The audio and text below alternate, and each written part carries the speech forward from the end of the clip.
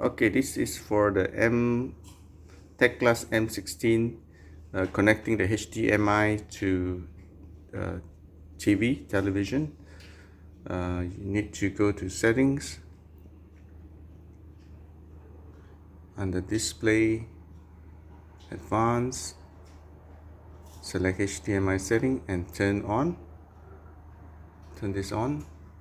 Okay, once it's on, you have it on the screen, but the issue is it's vertical and not landscape.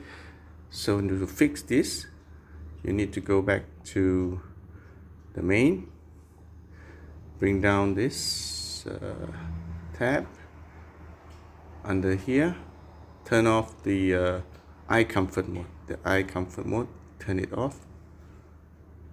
Okay, and here we go. Voila, all good. Hope this helps. Give me a like. Thank you.